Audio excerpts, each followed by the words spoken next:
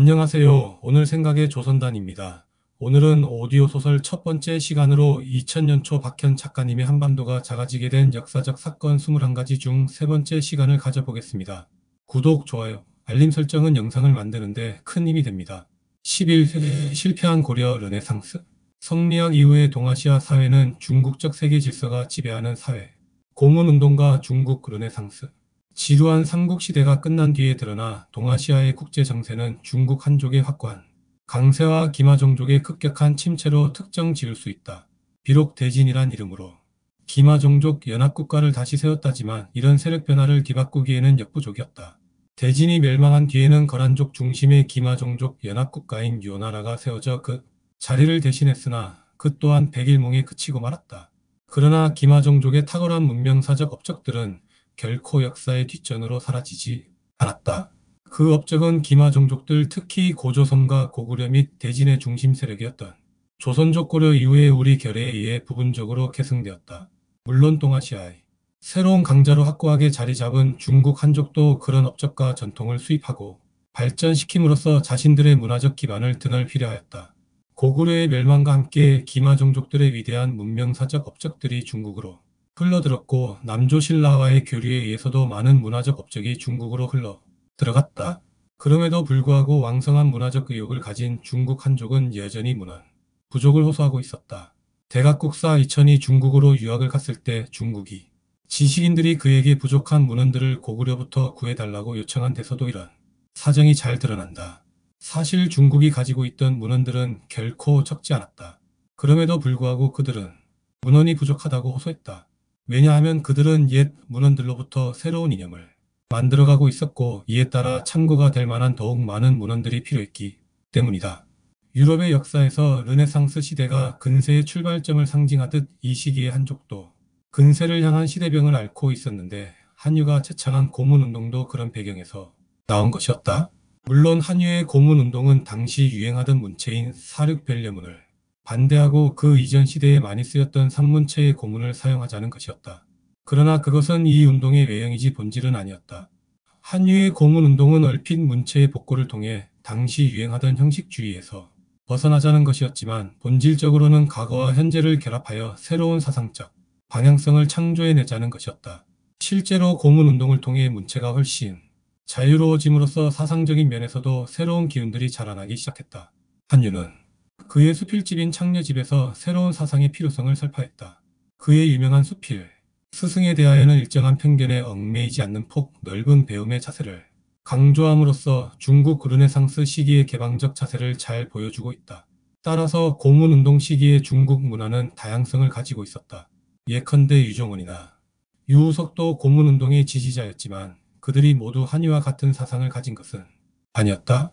다만 한유는 유종원 등과 달리 사상통합이라는 시대적 요구를 정확하게 반영했다. 그래서 한유의 사상은 그의 동료나 후계자들에 의해 하나의 학파로 발전하게 되면서 강력한 영향력을 가지게 되었다. 성리학파 또는 주자학파가 바로 그것이다. 고문운동과 함께 시작된 중국 르네상스는 먼저 유교라는 테두리를 넓히려고 했었다. 그들은 불교의 문헌과 도가의 문헌 및 기마종족계의 문헌을 소화해냄으로써 그것을 유교 재무장의 출발점으로 삼았다.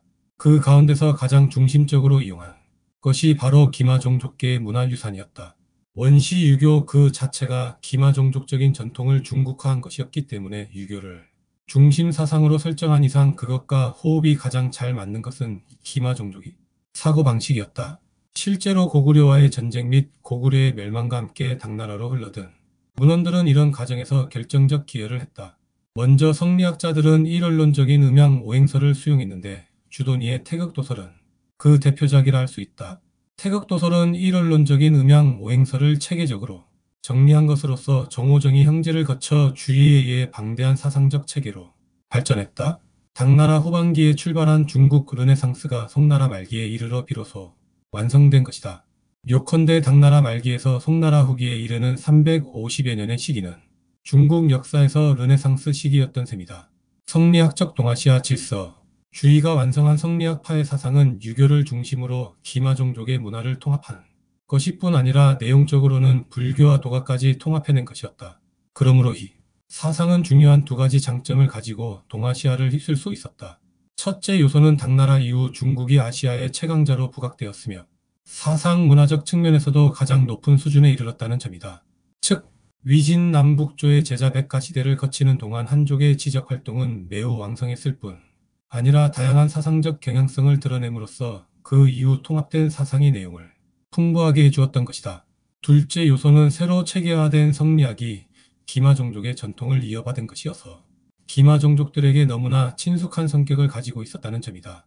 한유 등이 정통으로 삼았던 유학도 원래 기마종족의 지적 전통을 담고 있는 것인데다 새로 추가된 핵심적인 요소도 기마종족의 지적 전통이었던 탓이다. 그러므로 한족을 제외한 아시아의 주민 대부분이 기마종족의 후예였던 상황에서 성리학은 이제 아시아 전체를 대상으로 중국적 세계 질서를 세울 사상적 무기로 발전하게 되었다. 실제로 성리학은 그것이 성립된 중국에서보다 그것을 받아들인 기마종족 국가에서 더 한층 은밀해지고 체계화되는 기이한 현상을 드러냈다.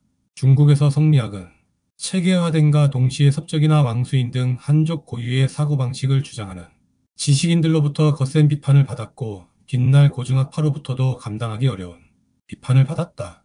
그러나 그것을 수입한 근조선에서는 별다른 비판조차 없이 찬란한 발전을 거듭했다.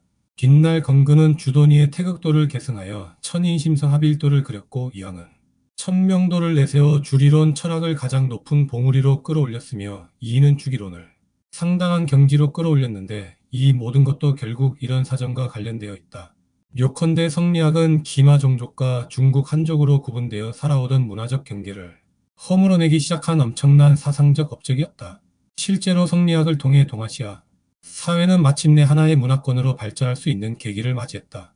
그리고 성리학이 중국에 의해 체계화된 사상이고 그 이후 동아시아의 주된 생활 양식이 사상에 따르고 있었기 때문에 결국 성리학 이후의 동아시아 사회는 중국적 세계 질서가 지배하는 사회 또는 성리학적 사회 질서가 지배하는 세계라고 부를 수 있다. 한 발 늦는 습관. 정약용과 그의 동료 및 후계자들이 성리학을 개혁하는 새로운 사상을 제기하고 이를 통해 사회를 개혁하려고 할 때 그 개혁보다 한 발 빨랐던 것은 서구 열강들과 일본 군국주의였다. 즉 사상의 내적 재정비와 자생적 성장보다 외세에 붙어온 외래 사상이 한 발 빠르게 이 나라의 지성계를 강타한 것이다. 그래서 이 나라의 문화적 진로는 갑작스레 뒤틀리고 나아가 삶의 양식도 예상과 다른 방향으로 걷잡을 수 없이 변화되었다. 그것이 바로 개항기의 이 나라 정세였다. 그런데 이런 경우는 이미 그 이전에도 있었다. 성리학이 이 나라의 지성계를 강타한 시기가 바로 그때였다. 1년이나 이규보, 금이나 이승유 같은 지성인들이 했던 작업은 불교와 유교웅고학 중심의 사회를 벗어나 새로운 방향으로 모색하자는 것이었다. 그들은 한유가 했던 것과 비슷하게 기마종족의 지나간 역사를 정리하고 수필과 소설 및 시 등을 통해 다양한 사고방식을 검토하였다. 이규보는 장편서사시 동명왕편을 지어 결의 역사의 전통을 다시 세우려 하였고 이승유는 제왕기를 지어 그 작업을 발전적으로 계승하였다. 그들은 작품을 쓰면서 한족 문학의 형식성을 거부하는 한편 보잘것없어 보이는 설화들까지 정리하면서 발상의 전환을 시도하였다. 중국 문학이 아닌 전래의 한가를 수집하고 나아가 그것을 발전시켜 경기체가라는 자주적 형식을 만들어낸 것도 바로 이들이었다. 그러나 그들의 개혁안이 성숙기를 맞이하기도 전에 동아시아 정세 및 고려 내부의 사정과 맞물려 밖으로부터 그것을 대체할 사상이 수입되었다. 그것이 바로 350여 년 동안 숙성된 한족의 성리학이었다. 성리학은 먼저 당시 중국 대륙을 지배하고 있던 기마종족의 후예인 몽고족의 나라원을 정신적으로 삼켜버렸다. 뿐만 아니라 원이라는 거대한 제국을 세운 몽고족은 성리학을 아시아 전체에 전파하는 기막힌 역할을 맡고 말았다. 비유컨대 당나라가 차려놓은 사상의 공장에 기마종족은 재료를 제공했고 한유는 기획을 맡았으며 주도니는 상품 설계도를 그렸다. 마침내 350여 년이라는 숙성기간이 지나자 주인은 조리품을 완성시켰으며 몽고족은 상품의 수입 판매권을 독점하여 아시아의 주민들에게 그 상품을 판매했는데 고려와 조선은 자기들이 조상이 원료를 대어주어 만든 사상적인 상품을 구매한 셈이다. 성리학의 재료가 기마종족, 특히 고구려의 것이라고 해서 기마종족의 문명사적 쇠퇴가 변명되지는 않는다. 자신의 뛰어난 지적 전통을 가지고 스스로 사상사적 발전을 이루어내지 못했다는 것은 기마종족의 역사에 치명적 상처가 생겼음을 뜻할 따름이다. 또한 뒷날 성리학의 주요한 발전 단계가 중국이 아닌 근조선에서 이루어졌다고 해서 이런 결점이 변명되는 것도 아니다. 이 결점은 오로지 기마종족적인 전통을 복구하여 전면적으로 자기다운 지적 전통을 세워내고 그것을 세계적 보편성을 갖는 사상으로 승화시켜낼 때 극복될 수 있는 것이다. 문명의 동고시대. 앞에서 몇 차례 강조한 대로 고려시대는 문명의 흥거 단계였다. 고구려적인 전통과 백제적인 전통 및 신라적인 전통이 융합되지 못한 채 뒤섞이고 나아가 말가랴 거란 및 여진의 문화까지 보이지 않게 스며들어 온갖 사고방식이 혼거하면서 갈등을 겪던 때가 바로 고려시대였다. 뿐만 아니라 이처럼 다양한 세력이 다시 몇 가지 문화적 요소를 앞세워 더욱 혼란스러운 상황을 연출했다. 기마종족의 지적 전통을 계승한 흐름과 유학과 도교 등 중국적 색채를 이어받은 흐름 및 불교적 색채를 고수하는 지적 흐름이 서로 견제하며 자신의 영역을 넓히려고 발버둥쳤던 것이다. 도선에서 묘청으로 이어지는 하늘 사상적인 흐름과 채승로에서 김부식으로 이어지는 유교 사상적인 흐름 및 의천에서 진울로 이어지는 불교 사상적인 흐름이 바로 그것이었다. 고려 초기에는 기마종족적인 전통과 불교적인 전통이 사회사상으로서 강세를 보였으나 유학자 채승로는 시무 28조를 올리는 등 강력하게 반기를 들었다. 또 중기부터는 유교적인 전통이 불교적인 전통과 함께 지성사의 쌍두마차를 이끌었으나 전통사상가 묘청 등이 반란까지 불사하며 충격적으로 제동을 걸었다. 이처럼 고려시대는 기본적으로 세 가지 문화적 전통이 서로 투쟁하면서 공존하던 시대였다. 그래서 고려라는 국가가 정상적으로 유지되는 300여 년 동안 사상의 공존을 강조한 태조 왕건의 훈요 10조가 주문이라도 되는 것처럼 어느 사상도 절대적 우위를 차지하지 못했다. 따라서 13세기 이후는 이런 공존과 투쟁이 통합 사상에 의해 정리되어야 할 시기로서 고려 왕조의 황혼기이기도 했다. 새로운 통합 사상의 수립은 새로운 사회체제를 요구할 수밖에 없으며 그러한 요구는 일반적으로 새로운 왕조의 성립과 직결되기 때문이다. 우리 역사는 일반적으로 중국과 달리 왕조의 교체가 빈번하지 않은 특성을 가지고 있는데 그 차이에 대한 설명에서도 우리는 두 문명 사이의 주요한 역사적 특징을 찾아낼 수 있다. 중국 대륙에서 왕조의 교체가 빈번했던 것은 크게 두 가지 이유 때문인데 그 하나는 중국 한족과 기마종족 사이의 끊임없는 주도권 투쟁 때문이었고 다른 하나는 중국 한족이 보여주는 기민한 문명사적 전환 때문이었다. 물론 이 두 가지 측면 사이에는 때로 긴밀하게 때로 느슨하게 서로 연결된 측면이 있다. 중국 문명은 기마종족계 왕조의 수립으로 말미암아 기마종족 문화로부터 늘 일정하게 영향을 받으면서 그 영향력을 자신의 문화적 자양분으로 활용했다. 즉 중국 한족은 자신의 뛰어난 문화를 가지고 주변 종족을 동화했다는 주장과 마찬가지로 죄례 왕조가 수립될 때마다 신선한 충격으로 몸살을 앓으면서 그들에게 동화되었던 것이다. 어쨌든 은나라가 망하고 주나라가 들어선 일이나 송나라가 망하고 원나라가 들어선 일, 명나라가 망하고 청나라가 들어선 일은 크게 모아 기마종족과 중국 한쪽 사이의 대립관계로 설명하는 것이 바람직하다. 그리고 춘추 전국시대가 끝나고 진나라가 세워진 일, 진나라가 망하고 한나라가 들어선 일, 수나라가 망하고 당나라가 들어선 일은 중국 문명의 발전 단계에서 일어난 내적 전환과 관련이 깊다.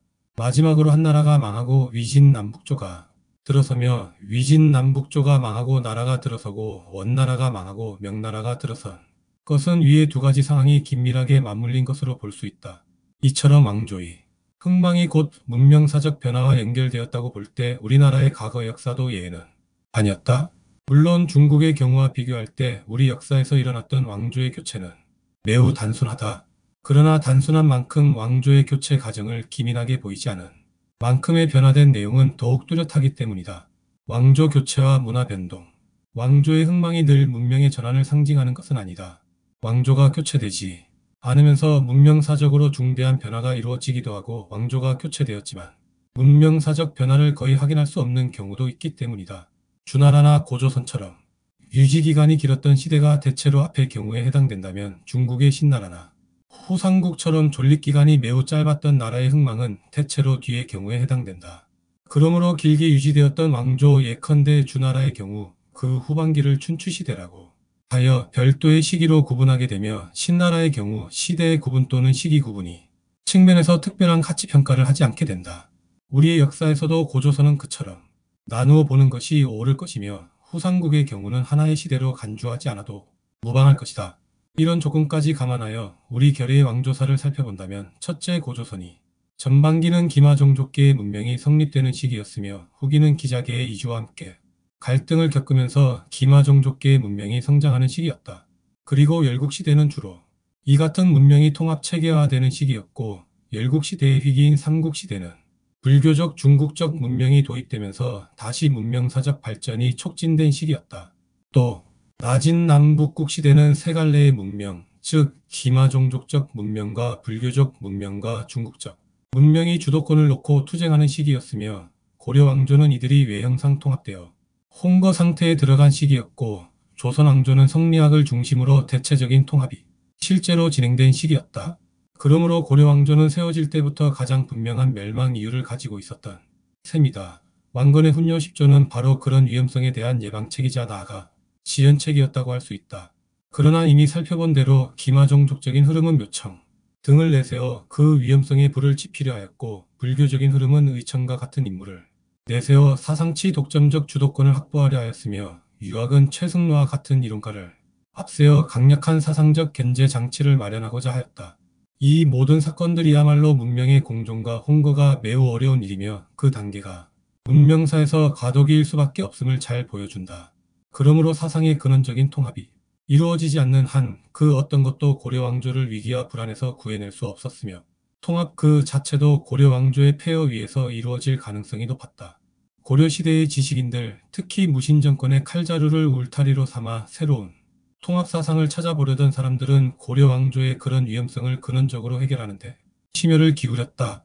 즉 전쟁과 같은 외부적 조건이 없는 한 고려 후기 사회를 위협하는 근본적인 요소는 사회경제사관에 의존하는 연구자들의 주장과 달리 백성들의 반란이 아니라 사상계의 불안정한 홍거였다. 그런데 이런 노력이 찬란하게 빛을 발하기도 전에 나라의 바깥으로부터 성리학이라는 엄청난 결론이 등장했던 것이다. 이처럼 외부 조건에 따라 사상의 홍거 상태가 정리되는 순간 고려 왕조는 처음부터 부여받은 자신의 운명 곧 문명의 가독이라는 제한된 운명을 벗어나면서 멸망이 수순을 밟게 되었다. 이성계라는 야신가의 강력한 무력을 앞세워 성리학, 수익업자들은 단번에 고려 왕조를 뒤엎고 성리학을 내세워 다른 사상들을 깨끗이 정리해버렸다. 그리고 성리학이라는 수입된 통합 문명의 깃발 아래 500여 년이 근조선을 세웠다. 불완전한 사상 통합의 말로 인류 역사에서 자주 확인되는 것처럼 수입된 사상과 무력을 동반한 문명사적 전환은 매우 불완전하다. 왜냐하면 수입된 통합 사상인 성리학은 고려 내부에서 준비되고 있던 사상 통합의 맹아들을 모질게 짓밟아 버렸기 때문이다. 그것은 결코 적지 않은 사상사적 결점이었다. 성리학이 수입된 이후에도 자신들의 지적 전통을 지키려는 불교 지성인가 기마종족적 지성인들은 끊임없이 사상적 이의를 제기했으며 때로는 성리학 내부에서도 이 같은 반란에 대한 동조자가 생겨났다. 그럴 때마다 성리학자들은 권력과 지위를 내세워 그들을 탄압했으며 마침내 자신들의 교과서인 맹자의 일부 내용과 소화까지 금서 목록에 올릴 수밖에 없었다. 조선 왕조가 세워진 뒤 불교 승려태고 보호와 청호당 규정은 불교를 중심으로 한 사상 통합안을 제시했으며 서경덕이나 정령 같은 기마종족적인 지성인들은 그들 중심의 사상 통합안을 제시했다. 그리고 박세당이나 윤유 같은 지식인들은 성리학 내부에서 사상 통합의 반란자로 등장하였다. 뿐만 아니라 성리학이라는 통합 이론을 차체 개혁해야 한다고 주장하는 흐름이 생겨났다. 그들은 주장했다. 현실의 근거에서 기존의 통합 사상인 성리학을 전면적으로 재검토하자. 실학파라고 불리는 이들의 주장은 일반적으로 근조선 후기의 사회적 어려움을 타개하기 위한 것이었다고 평가된다. 그러나 이런 평가는 오늘날 우리 역사의 한계를 보여줄 따름이다. 사실 우리 역사는 여러 학자들이 이루어 놓은 시대사별 연구 결과를 시간순으로 갖고 놓은 데 지나지 않는다. 그래서 실학은 어디까지나 근조선의 범위에서만 연구될 뿐이다. 진정 모든 시대를 한꺼번에 들여다보는 역사적 안목은 아직 우리의 과제로 남아있는 셈이다. 모든 시대를 한꺼번에 들여다보는 거시적 안목으로 우리 역사를 좀 더 길게 볼 때 실학자들의 주장은 고려 르네상스의 부활을 뜻하는 것이었다. 고려 사회 내부에서 진행되던 르네상스가 성리학이라는 수입 사상에 의해 인위적으로 파괴된 두 탄압과 함께 잠복해 있던 그 기운이 마침내 몇백 년 뒤에 부활한 것이다. 그러므로 실학은 이승유와 이규보 등이 주도했던 고려 르네상스의 계승과 완성이라는 차원에서 이해할 필요가 있다. 그런데 이 실학 또한 외래 수입 사상에 의해 주체적 발전이 중단되었다. 그리고 아직도 이 가제는 새로운 조건에서 부활을 기다리고 있다. 즉 우리의 시대에도 현대 르네상스가 진행되어야 할 당위가 존재하며 따라서 현 시기를 그 당위의 잠복기 또는 발현기로 이해해야 한다. 결국 고려 르네상스의 실패는 우리 역사를 일정하게 공회전시키는 결과를 가져왔고 어떤 상황에서 주체적으로 대응할 문화를 마련하지 못하도록 만들었다. 엄밀한 의미에서 역사에서 공회전이란 없다고 할 수 있지만 어쨌든 고려 말기 사상통합운동이 실패함으로써 우리 역사의 문화적 핏줄기는 그만큼 좁아질 수밖에 없었다. 사대주의란 정신적 자세만 가지고 극복되는 것은 아니다. 성리학을 채택한 근조선이 비록 단군 왕금을 공식화시키고 세종 임금이 우리 글을 재창조해서 반포했다 해도 그것은 오그라붙은 나라 문화가 만개할 수는 없었다. 그리고 사대주의를 대신할 주체적 문화를 활짝 꽃피울 수도 없었다. 사상과 종교에 대한 탄압은 끝이 없었으며 정신적인 폐쇄성은 정치적 사회적 폐쇄성을 불러왔고 마침내 나라는 남의 강제력에 의해 세계 무대로 나섰으니 이어진 작은 나라의 뿌리가 깊지 않다고 할 것인가. 12. 이성계의 위화도 회군 새 왕조 설립의 욕망이 부른 반원 친명 정책 작은 섬의 큰 사건 여의도가 한강 하류의 작은 섬이듯 위화도는 압록강에 있는 작은 섬이다. 그러나 작은 이 섬은 고려 왕조의 멸망과 근조선의 건국을 예고하고 나라 역사의 큰 물줄기를 소용돌이치게 한 곳이다.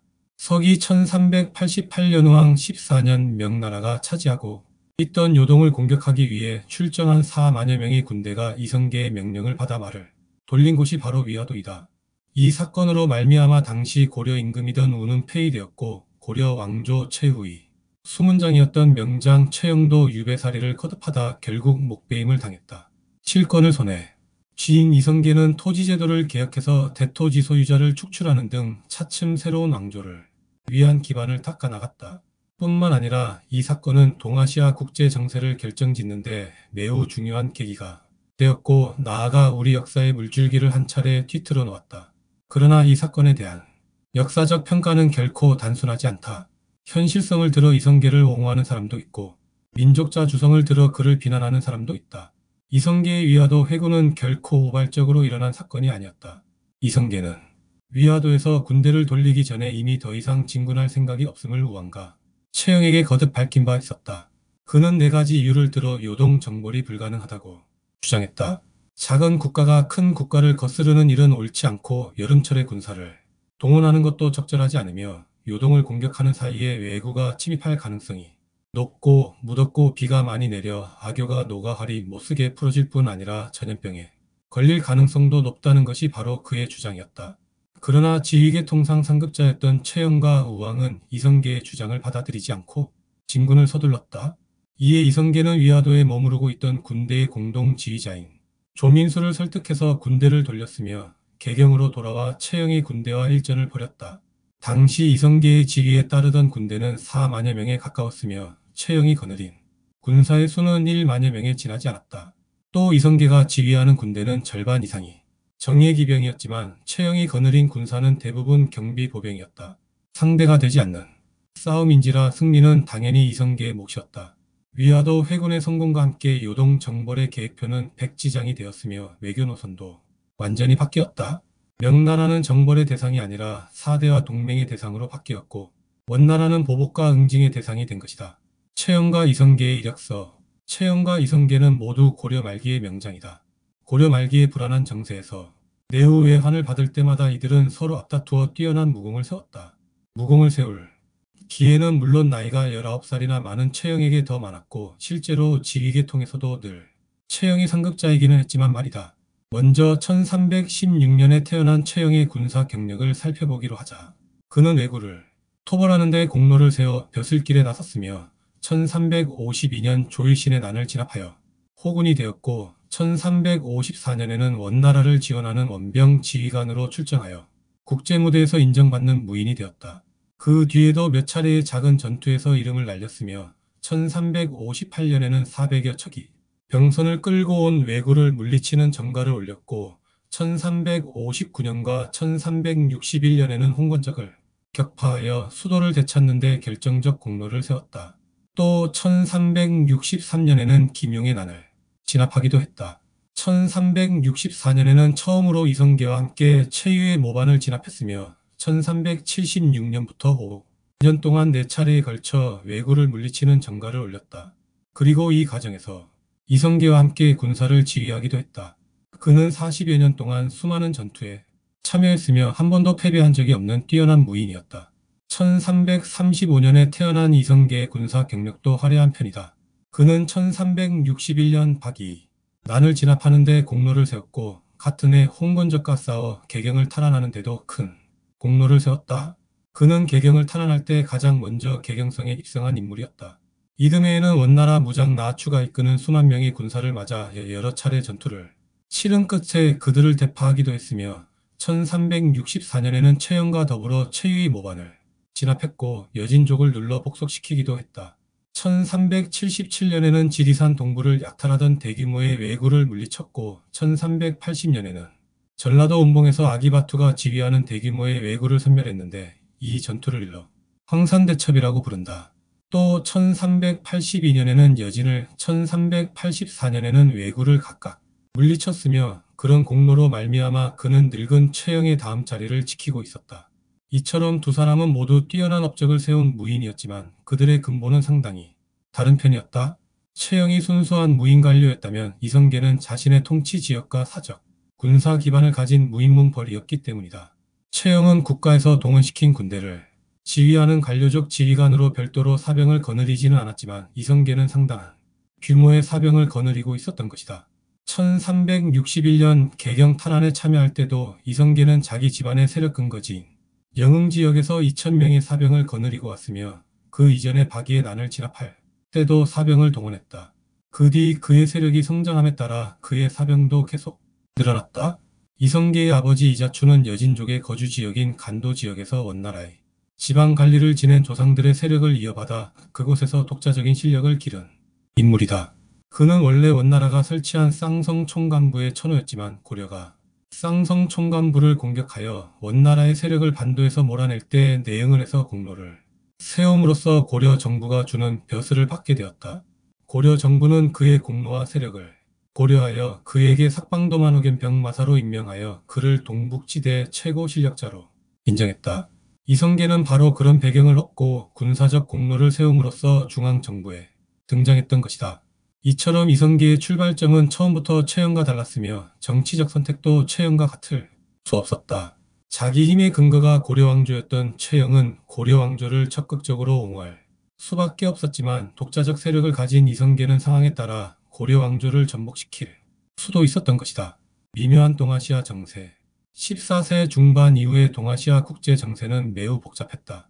몽고족이 세운 원나라는 내부 분열과 한족의 저항으로 차츰 힘을 잃어가고 있었으며 몽고족의 위세에 눌려 신흥하던 여러 종족들도 원나라의 반기를 들었다. 고려의 경우 쌍성 총관부를 공격하여 옛 영토를 찾았으며 원나라의 감시기구인 정동행성을 없애고 원나라의 제도와 문화를 거부했다. 여진족은 차츰 독립의 기세를 드러내며 자신의 세력권을 넓혀갔다. 중국 한족은 곳곳에서 저항을 했으며 원나라의 통치 영역 속에서 독자적인 세력권을 만들었을 뿐 아니라 그 세력의 지휘자들은 때때로 황제나 왕을 자칭했다. 1353년 고우의 근거지를 둔 장사성은 스스로 성왕이라 불렀으며 1360년 한왕을 자칭하던 진우량은 마침내 자신을 황제라 불렀고 1368년 오왕을 자칭하던 주원장도 황제가 되어 나라 이름을 명이라고 불렀다. 그 가운데 주원장의 세력은 장사성의 세력까지 항복을 받으면서 원나라를 북쪽으로 내몰기 시작했다. 그래서 이때부터 원나라를 북원이라 부르게 된다. 명나라는 1371년에 대륙의 서부 지역을 차지한 데 이어 요동 지역까지 점령했음. 고려마저 자신의 세력권으로 끌어들이려고 했다. 그들은 고려의 군사력을 약화시키는 한편 자신들의 군사력을 강화하기 위해 끊임없이 말의 징발을 요구했다. 1372년에는 형식적으로 50마리를 받아갔지만 고려가 군사력을 늘리는 기미를 보이자 이를 견제하기 위해 1384년부터 매년 1000마리에서 5000마리에 이르는 말을 강제 징발하거나 수입해갔다. 명나라는 고려뿐만 아니라 여진족으로부터 많은 말을 징발해갔으며 말과 함께 많은 양의 금과 은 및 가는 배를 받아감으로써 고려와 여진의 군사적 행동을 예방하려고 했다. 원나라를 북쪽으로 내몰고 대륙을 차지하는 과정에서 명나라의 군사력은 매우 강해졌지만 명나라에도 치명적인 약점이 있었다. 명나라가 세워지기 이전부터 대륙 남부의 경제적 어려움이 전혀 치유되지 못했던 것이다. 계속되는 흉작과 전염병으로 말미암아 내부 기반이 불안했으며 이에 따라 자주 모반이 일어났다. 1380년에 있었던 호유용의 반란이나 1385년에 일어난 반란이 그 대표적인 경우이다. 또한 명나라의 주요한 경제 기반인 해변 지역에서는 왜구가 대규모로 출몰했고 저항하는 세력에게 항복을 받기 위해 경제적 사정에 걸맞지 않은 군사비 지출을 감당해야만 했다. 고려의 경우에도 어려움이 많았다. 해마다 왜구들이 침입해왔고 그들을 물리치느라 군사력을 증강해야 했으며 홍건적의 침입과 내부의 반란까지 겹쳐 경제는 최악의 상황에 놓여 있었다. 1378년에는 정부가 강제적으로 물가를 정하는 사태까지 벌어졌다. 경제 사정이 그런 형편이나 백성들이 들고 일어나는 일도 잦을 수밖에 없었다. 1382년에는 영해와 합천에서 1383년에는 평창과 영주 및 순흥지금의 풍기 일대에서 각각 민중봉기가 일어났다. 그럼에도 불구하고 고려 정부는 지방세를 더 추징하기 위해 국가기관을 설치하기도 했다. 심지어 1387년에는 사전에서 소출량의 절반을 세금으로 거두어 군수비로 충당했다. 한마디로 말한다면 당시 동아시아의 정세는 어느 곳 가리지 않고 최악의 상태에 빠져 있었다.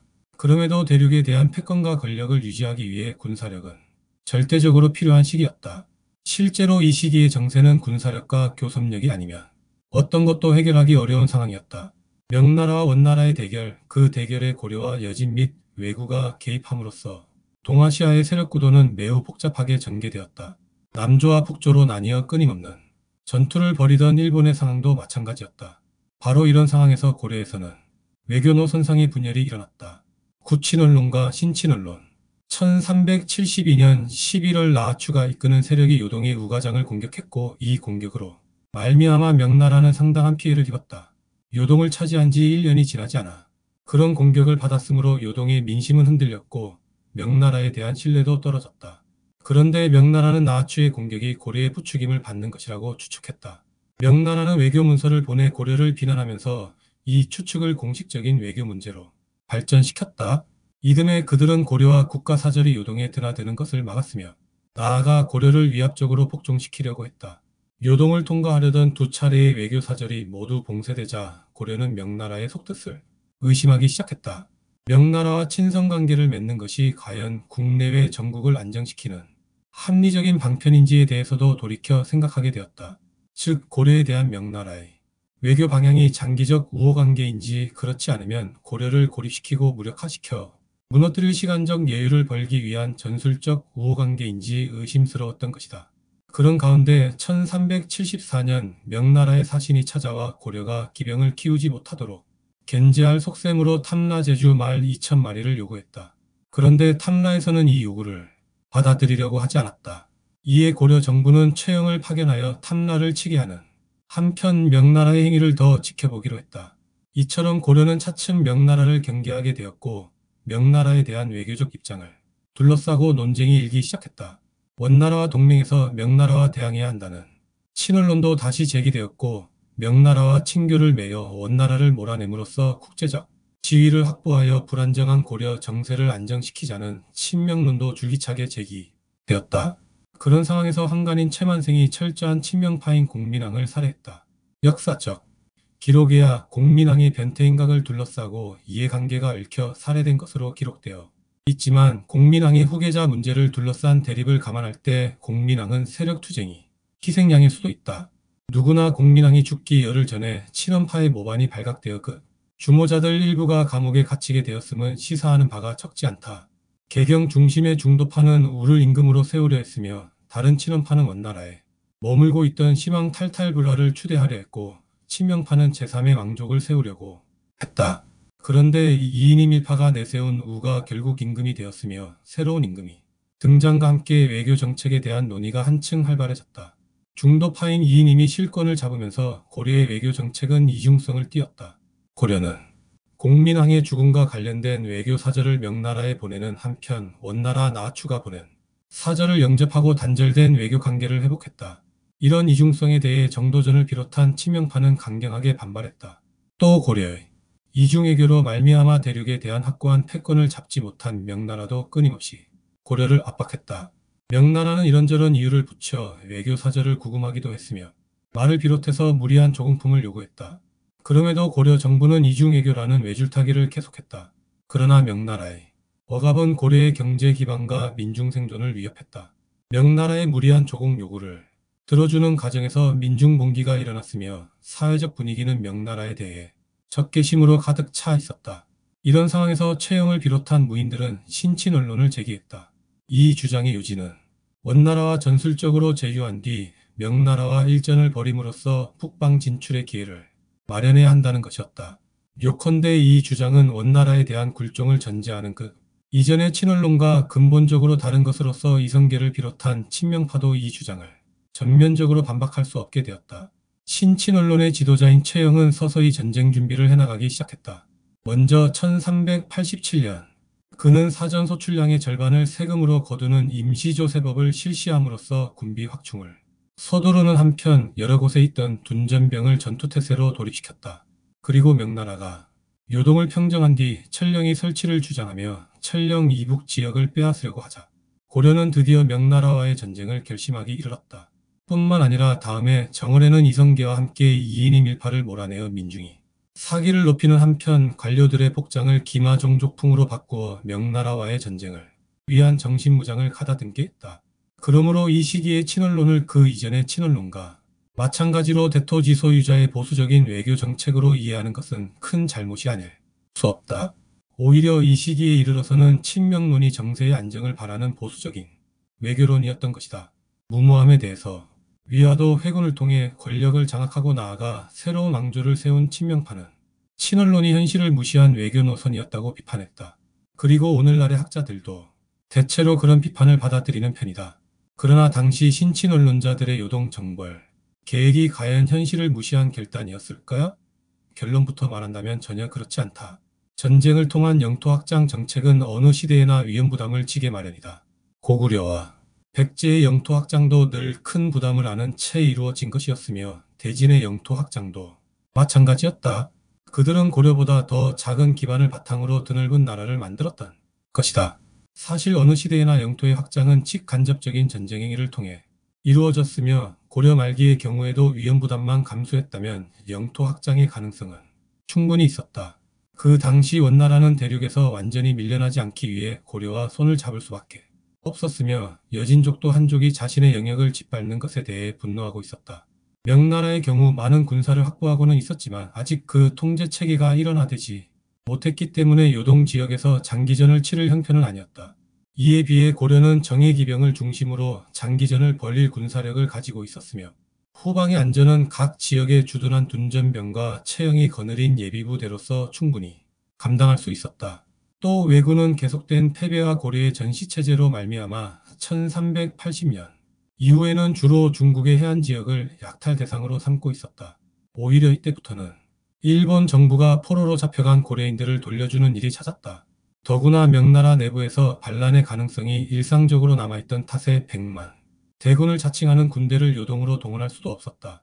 예컨대 1377년에 평정된 토번이나 1379년에 평정된 비주번 및 송주번이 완전히 안정되지 못했으므로 거기에도 늘 군대를 주둔시켜야 할 형편이었다. 그리고 탕하가 이끄는 군대는 왜구를 막는 데 주력하고 있었으며 원나라도 힘이 약해지긴 했지만 여전히 명나라의 군사력을 분산시키고 있는 형편이었다.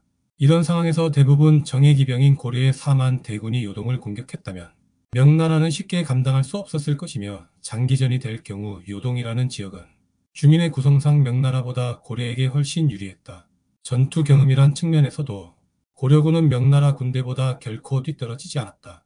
원나라와 연맹해서 명나라와 전쟁을 벌인 경험도 축적되어 있었고 왜구를 상대로 한 전투 경험도 충분히 쌓여 있었다. 당시 동아시아 전체가 내적으로 궁핍했으며 각 나라의 사회경제적 기반도 매우 허약했지만 고려의 경우 요동 정벌은 그런 사정을 극적으로 반전시킬 가능성까지 안고 있었다.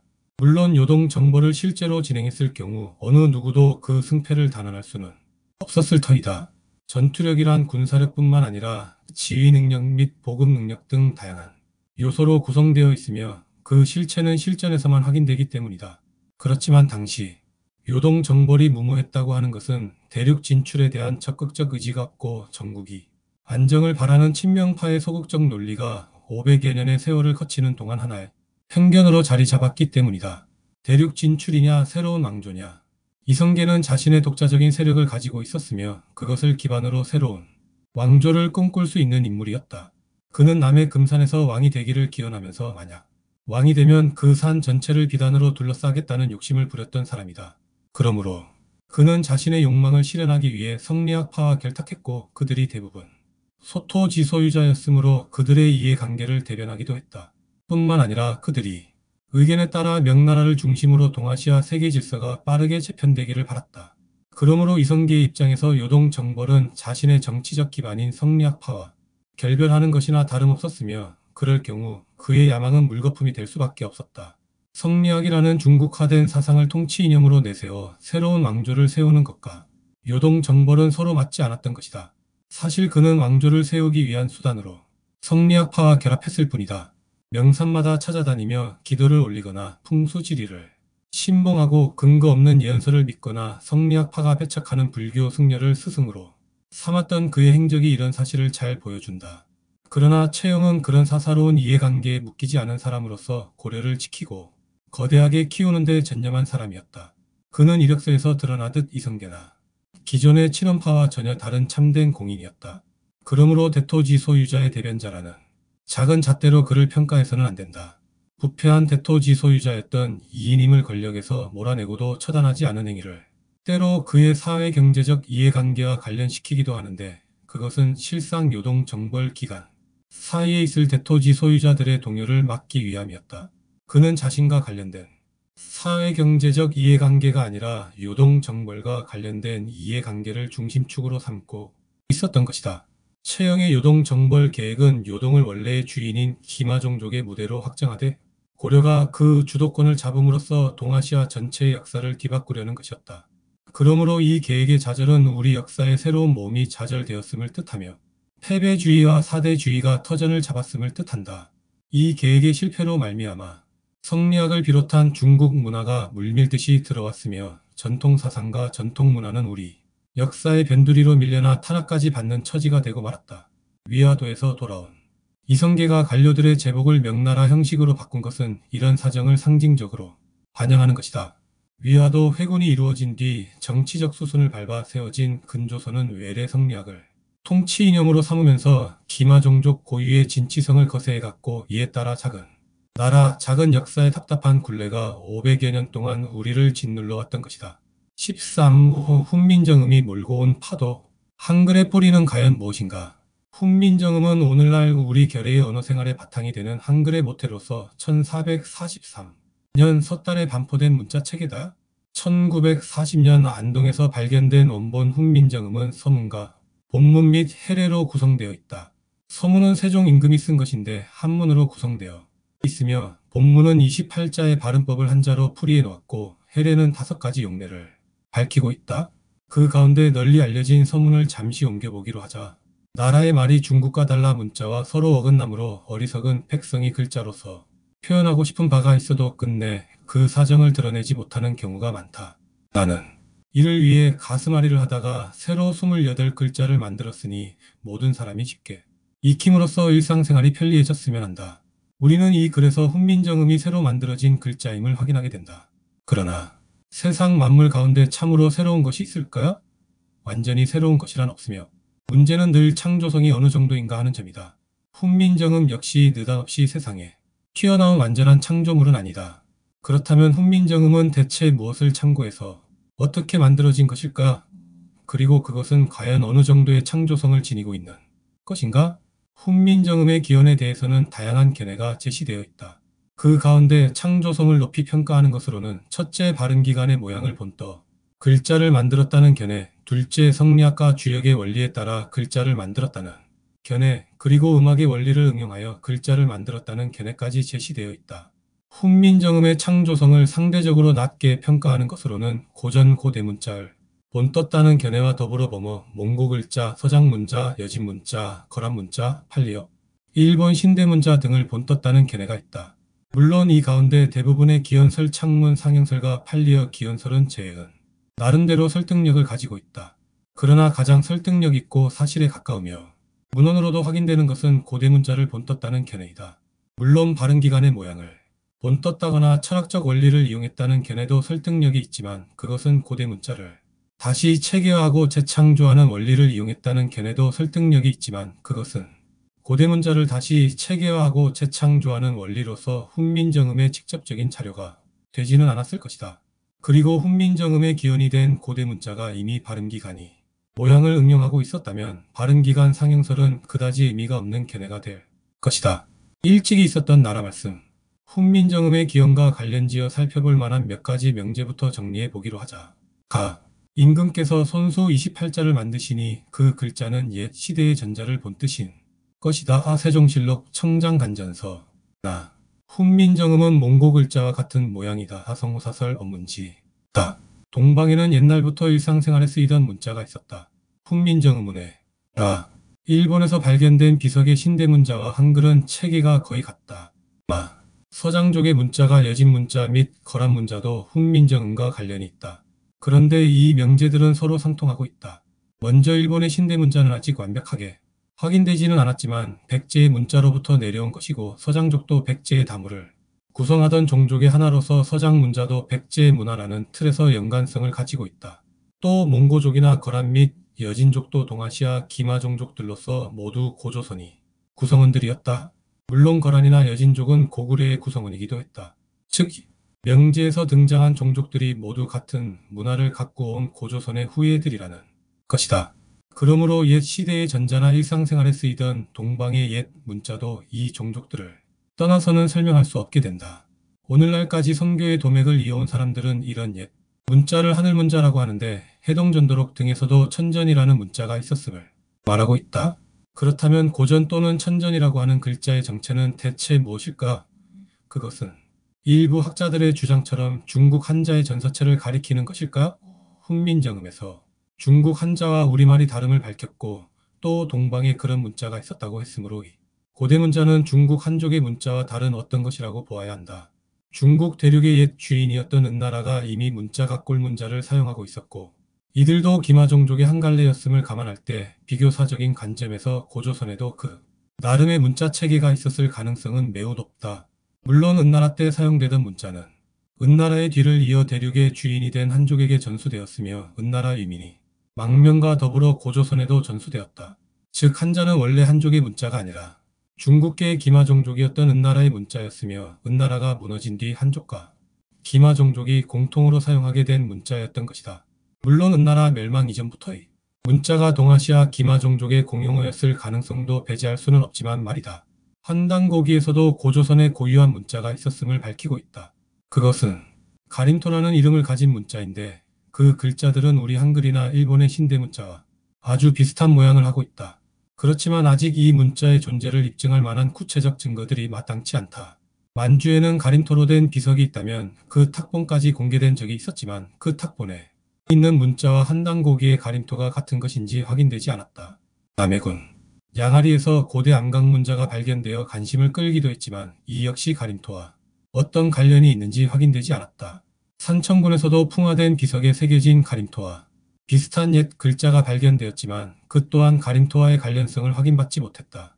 불교 이전에 가람이 있던 터라고 전해지는 천보산 달군 바위에도 암각 문자가 남아 있지만 아직 가림토와의 관련성 및 그것을 암각한 시기조차 확인하지 못하고 있다. 그러나 이런 사실을 통해서 우리는 매우 중요한 점을 알 수 있다.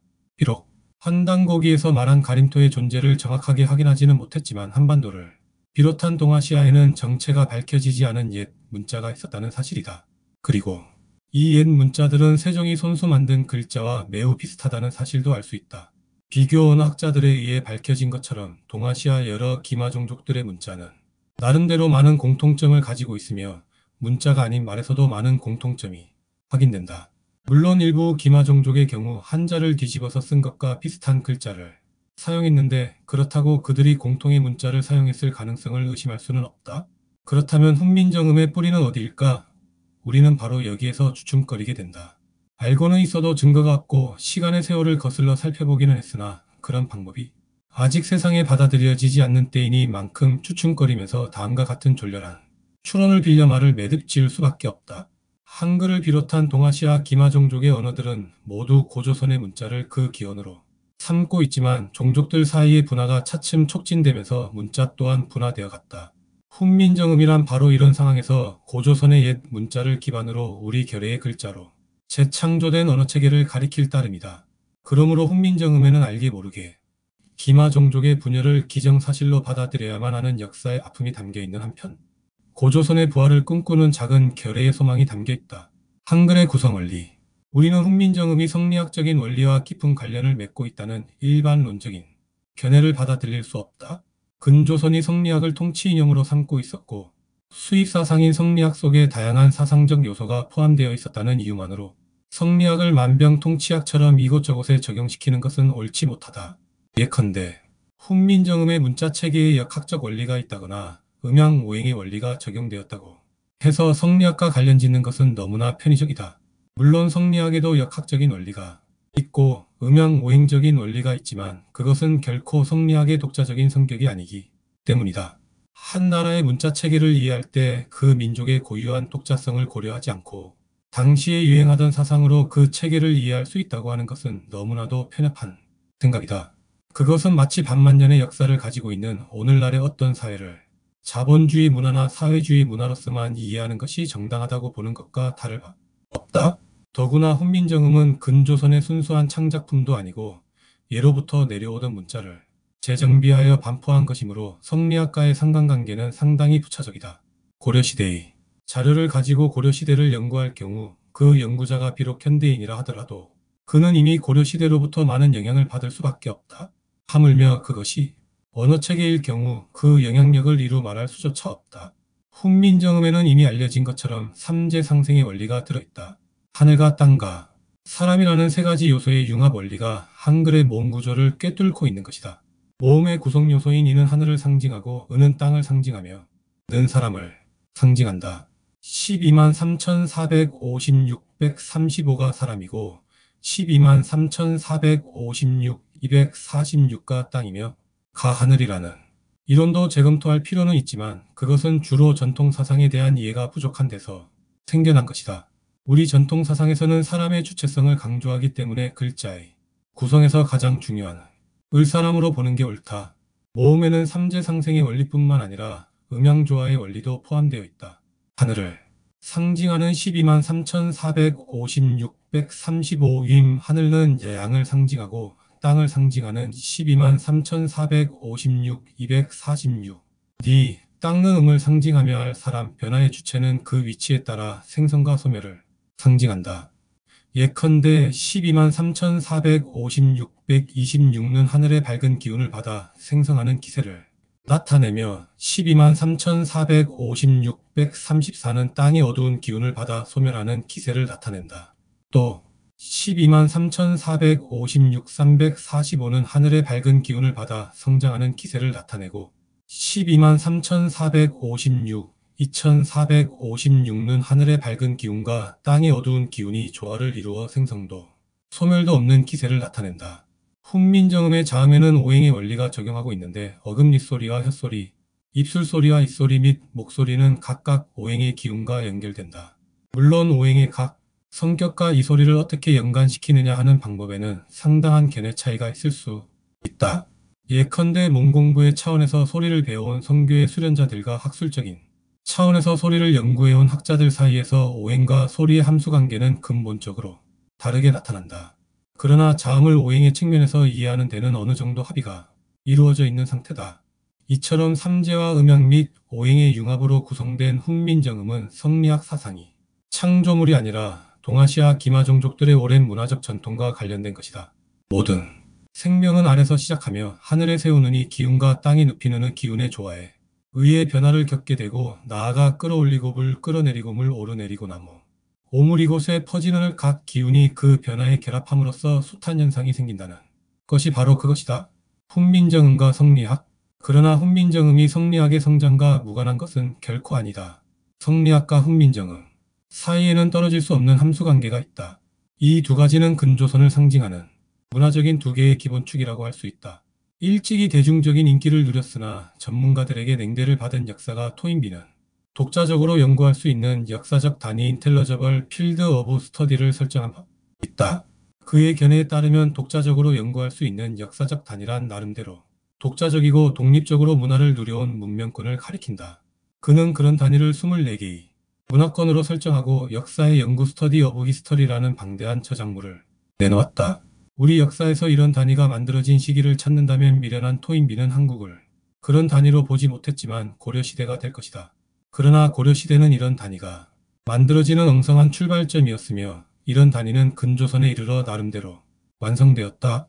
고려시대 이전까지 우리 역사는 우리 결의만의 독립적인 역사가 아니라 동아시아, 기마종족 전체의 역사였다. 고조선을 이어받은 고구려와 백제 및 대진 등에서 우리는 우리 역사가 바로 동아시아 기마종족의 역사이며 단일민족의 독립적 역사는 거짓임을 알게 된다. 그런데 고려시대에 이르러 상황은 달라졌다. 우리 결의는 한반도를 중심으로 다른 기마종족과 분리되어 독립적인 그러나 비극적인 역사를 만들기 시작했다. 그러나 고려시대는 독립성이 완성되지 않은 단계였다. 정치, 경제적으로는 독립적인 역사를 꾸리고 있었지만 문화적으로는 아직 독립성보다 기마종족으로서의 공통성이 훨씬 주요하게 작용하고 있었던 것이다. 이런 비극적 독립성이 완성된 것은 근조선에 들어와서였다. 성리학이 그런 독립성의 근거로 작용했으며 훈민정음이 독립성의 영역을 확고하게 다졌다. 즉, 성리학을 수입해서 기마종족적 문화로부터 벗어나기 시작했으며 훈민정음을 반포해서 중국 문화로부터도 자신을 구분할 수 있게 되었던 것이다. 문화적 독립단위가 되는 데는 물론 더 많은 요소들이 작용했지만 이 두 가지만큼 두드러진 것은 없었다. 그러므로 우리 역사는 사실 이때부터 다시 시작되고 있었던 셈이다. 성리학은 많은 문화적 변화를 몰고 왔다. 남녀평등을 남존여비로 바꾸었고 청자를 백자로 바꾸었으며 합의 중심의 활동적인 문화를 권위 중심의 소극적인 문화로 바꾸었다. 자유롭게 거리를 활보하던 여성은 장옷을 입고도 눈치를 보며 바깥 출입을 해야 했고 더 이상 부모로부터 재산권을 상속받을 수 없게 되었고 조상이 제사에도 참여하지 못했다. 푸른색을 좋아하던 문화성나라로부터 영향받은 것이 아니면 고구려 벽화에서 확인할 수 있다는 흰색을 좋아하는 것으로 바뀌어 마침내 푸른 옷을 천한 사람의 옷으로 돌렸으며 옷의 생김새마저 활동을 제한하는 형식으로 바뀌었다. 또한 소박하고 부드러운 곡선을 강조하던 모자조차 크고 직선적이며 권위적인 모양으로 바뀌었다. 이런 변화를 탈기마종족화라고 한다면 훈민정음은 그 기세에 제동을 걸면서 근조선을 중국과 독립된 나라로 만드는 데 결정적인 기여를 했다. 그러므로 성리학과 훈민정음은 우리 역사를 단일민족의 독립된 울타리에 가두는 역할을 분담하면서도 그 역사적 성격은 전혀 달랐다. 성리학이 기마종족적 전통을 전면적으로 부인하는 것이었다면 훈민정음은 기마종족적 전통을 고수하는 것이었다. 그러므로 이 두 가지는 근조선의 역사에서 공존과 대립을 함께 할 수밖에 없었다. 성리학자들은 훈민정음을 성리학 전파의 대중적 수단으로만 이용했다. 뿐만 아니라 훈민정음을 언서라 부르면서 천시했고 근조선의 공식 문서에서는 가능한 한 사용하지 못하게 했다. 성리학자들은 오로지 진서라고 부르는 한자만을 썼으며 한글은 일부 여성이나 아동 및 평민이 사용했을 따름이었다. 그럼에도 불구하고 훈민정음은 서서히 언어적으로 발전해 갔다. 훈민정음으로 된 문학작품이 여성이나 일부 문인들에 의해 빛을 보기 시작했으며 훈민정음의 이의를 이해하는 일부 학자들에 의해 어문학적 연구가 거듭되었을 뿐 아니라 실학이라는 장을 열어갔던 것이다. 훈민정음을 반포한 근조선의 세종은 매우 뛰어난 지도자로서 다양한 사상을 익혔을 뿐 아니라 현실적 재능을 존중하는 개방성을 보였다. 그러나 대부분이 성리학자들은 훈민정음의 반포를 반대했으며 그것이 대중화되는 것을 달가워하지 않았다. 그들은 대중들이 글 읽는 것을 원하지도 않았으며 한자 이외의 특별한 글자가 필요하다고 보지도 않았다. 역사적 만약이 무의미하다고 하지만 만약 훈민정음이 없었고 성리학자들에 의해 한자가 점차 널리 사용되면서 오늘날까지 고유의 문자를 가지지 못했다면 오늘날 우리는 과연 어떤 역사를 가지고 있을까? 그런 뜻에서 훈민정음이 비록 작은 결례를 기정사실화한 측면을 가지고 있더라도 그것이 우리 고유의 역사를 지켜온 주춧돌이었음은 부정할 수 없다. 그러므로 훈민정음을 거부한 사람들을 우리는 생각하지 않을 수 없다. 그리고 그런 사람들이 어느 시대에나 있을 수 있음을 직시하게 된다. 그들은 알게 모르게 늘 작은 역사를 만들어가고 있는 것이다. 작은 결례를 살피면서 굳이 훈민정음이 원리와 뿌리를 들먹인 것도 그 반대자들을 생각하기 때문이다. 예컨대 한글 전용을 주장하면서 한자를 중국 글자라고 패착하는 사람들이나 한자에 대해 어설픈 향수를 느끼는 사람들, 외국어의 조기 교육을 주장하는 사람들을 보면서 언어가 한결에 역사의 크고 작음을 결정지을 수 있음을 말하고 싶은 탓이다. 14. 조선의 금서 목록. 전통 사상에 관한 서적들로만 꽉 찬 금서 목록. 금서 목록. 금서란 국가기관에 의해 출판이나 판매 거래 및 소유와 탐독 등이 전체적 혹은 부분적으로 금지된 서적을 말한다.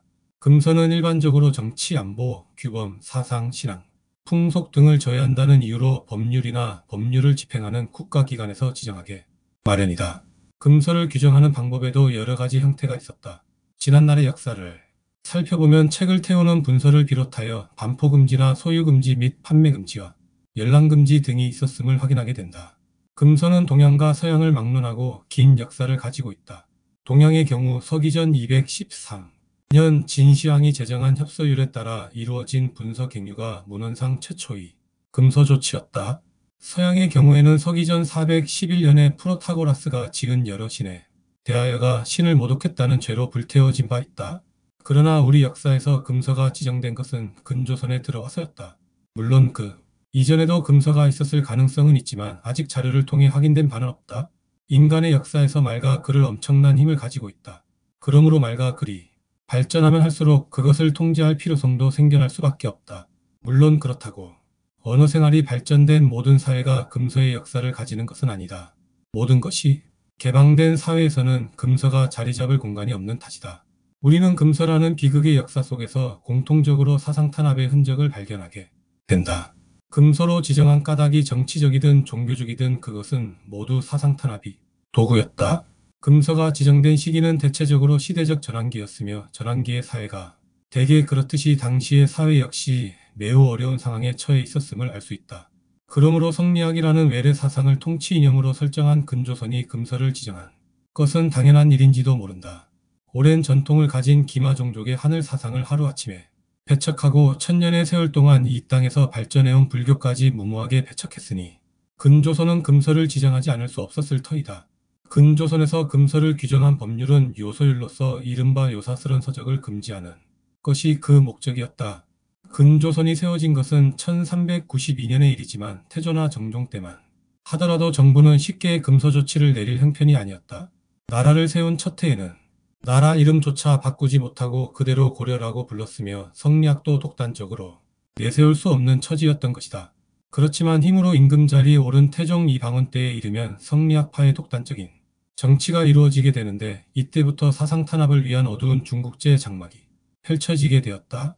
정종 11년 1411과 세조 3년 1457에 금서 조치가 내려졌으며 성종과 연산군 때에도 같은 조치가 내려진 바 있다. 근조선 초기에 금서가 없었던 시기는 오직 세종 때뿐이었으며 그런 점에서 우리는 세종 임금의 개방적 성격과 뛰어난 역사적 감각을 다시금 확인하게 된다. 그런데 그때 탄압을 받은 사상은 어떤 것이었을까요? 우리는 당시의 금서 목록을 통해 그것을 확인할 수 있다.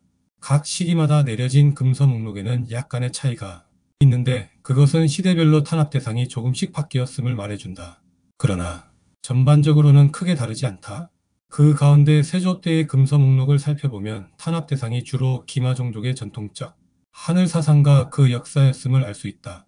고조선비사, 대변설, 조대기, 지공기, 표온천사, 삼성밀기, 도진기, 통천록천 통서라고도 부름 등 19종의 금서가 대부분 하늘 사상과 고조선의 역사를 기록한 서적들이다.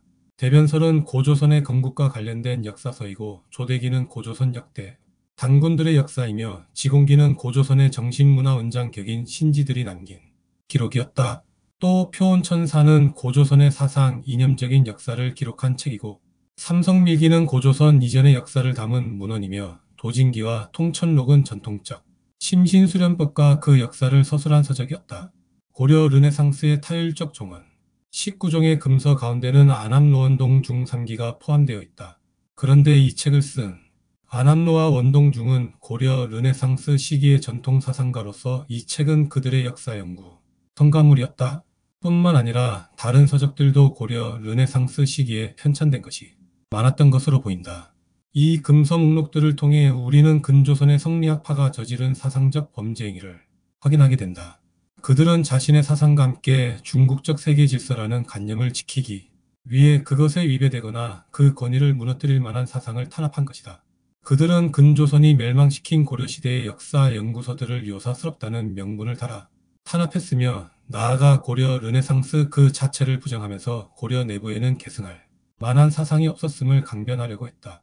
즉 그들은 고려시대에 이루어진 모든 사상체계, 특히 전통적 사상은 그다지 계승할 가치가 없으며 중국에서 받아들인 성리학만이 위대한 사상이라고 믿었던 것이다. 그들은 고려 르네상스를 부정함과 아울러 고려시대의 전통적 사상가들이 발굴한 고조선의 역사적 실체마저 부인했다. 자신은 비록 당군의 피를 물려받은 기마종족이지만 정신적으로는 주위의 아들임을 주장한 셈이다. 한족이 서술한 역사서에 철저하게 세뇌되어 버린 그들로서는 고조선으로부터 이어지는 기마종족이 거대한 역사를 믿고 싶어도 믿을 수 없었는지 모를 일이다. 구전에 따르면 도진기와 통천록도 고려 말기의 저작들이다. 그리고 구전으로 전해오는 부분적인 내용을 살펴보면 이 서적에는 하늘과 정신적으로 교통하며 그리 아닌 몸으로서 인간의 근본을 닦아가는 내용이 담겨 있다. 그러므로 구전으로 전해오는 내용이 사실일 경우 글과 사회적 규범을 통해 인간됨을 닦아가는 성리학자들로서는 그런 서적을 이단적인 요소라고 할 수밖에 없었을 터이다. 이처럼 근조선의 성리학파는 우리 기마종족의 오랜 역사와 뿌리 깊은 사상을 부정했고 그것을 연구한 고려 르네상스 시기의 업적들을 은폐하려 했으며 전통적 인간 수련법마저 사악한 것으로 매도했다. 뿐만 아니라 그들은 그런 입장을 절대적 진실로 조작하기 위해 끊임없이 사상 탄압을 했다. 특히 그들이 고려 르네상스를 부정한 것은 미완성의 르네상스가 부활해서 성리학적 가치관에 도전할 것을 염려했기 때문이었다.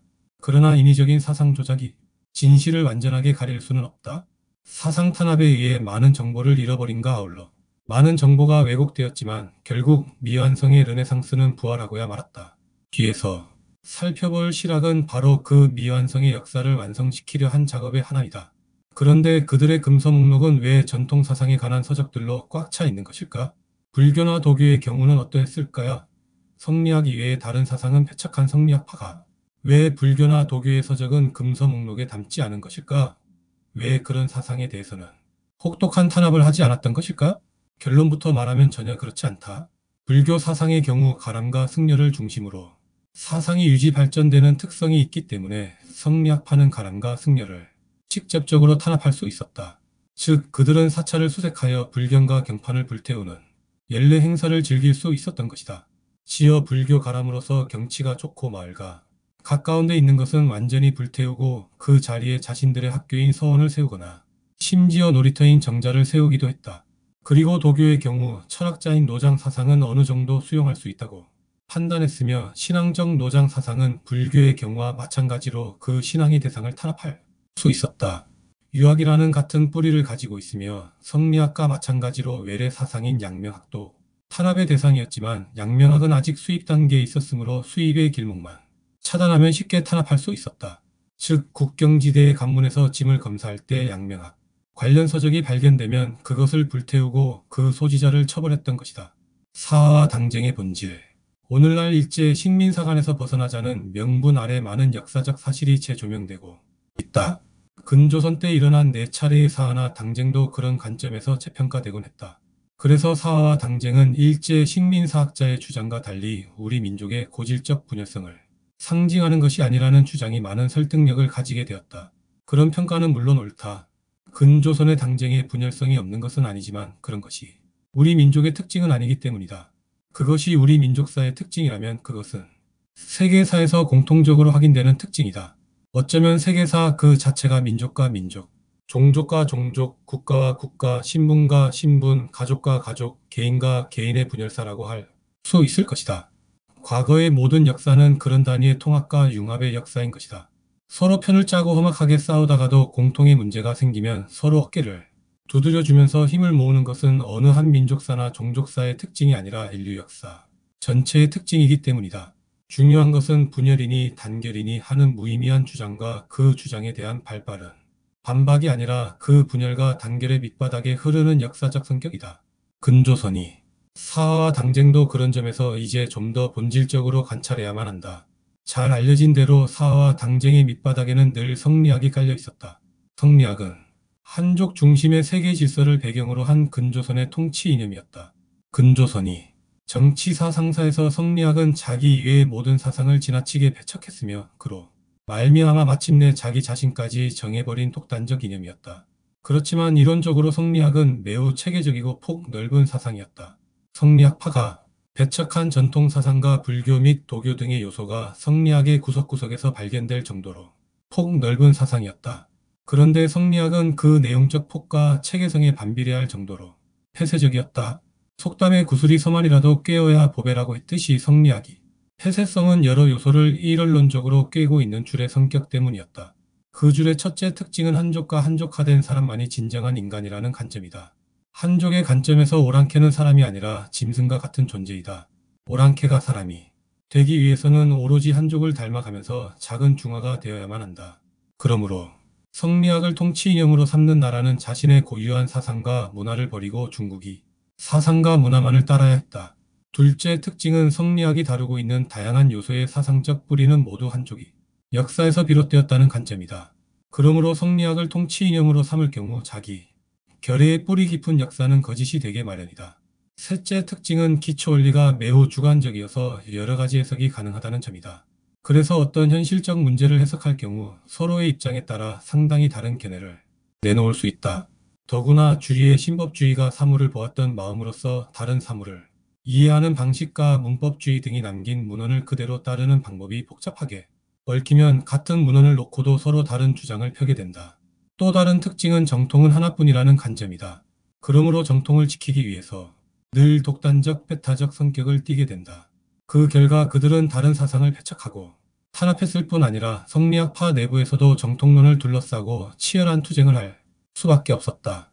근조선의 사회는 바로 정통을 세우기 위해 내부 투쟁을 벌인 사건들이었다. 물론 네 차례의 사화가 모두 정치적 입장을 둘러싼 음모에서 비롯되었지만 그 본질은 성리학파가 자신의 유일 정통을 세워나가는 과정이었다. 김종직 일파가 희생된 무오사화와 조광조 일파가 희생된 김효사화는 그런 특징을 잘 보여준다. 그 결과 길재, 김숙자, 김종직, 김갱필, 조광조라는 성리학의 정통 항맥이 세워졌다. 이에 비해 당쟁은 이미 세워진 항맥의 계승권을 놓고 벌인 치열한 내부 투쟁이었다. 이 투쟁도 물론 정치적 입장이나 이해관계를 중심으로 벌어졌으며 현실에서 제기된 중요한 안건이 대부분 그런 투쟁의 소재가 되었다. 때때로 없는 사실을 날조하여 상대방을 모함하기도 했지만 그렇지 않을 경우 누가 성리학이 정통 교의를 따랐느냐에 따라 그 승패가 갈라졌다. 물론 이런 당쟁은 실학으로 불리는 르네상스의 부활을 맞으면서 그 명분을 잃고 정치투쟁으로 바뀌게 되었다.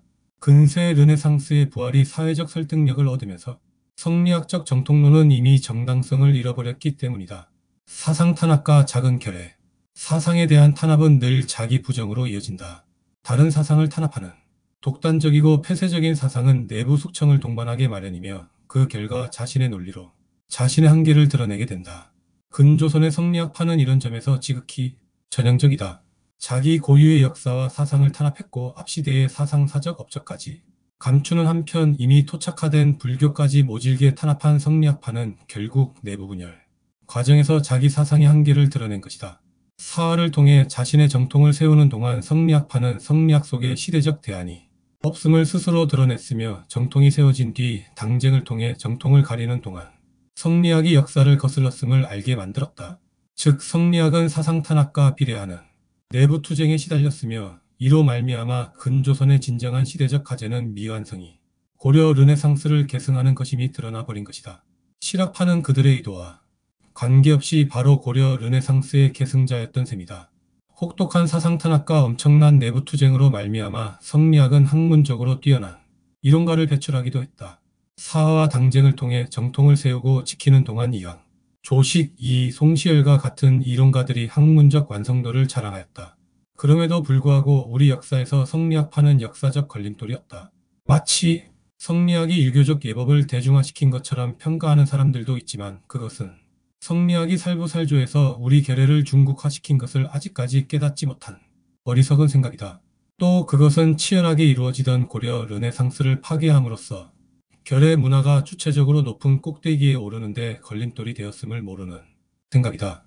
예법과 도덕의 관점에서 보더라도 우리들의 미풍양속이 과연 성리학적인 것인지 충분히 의심해 볼 일이다. 예컨대 농촌 사회에서 두레가 먼저였는지 그렇지 않으면 성리학자들의 한난상률이 먼저였는지 말이다.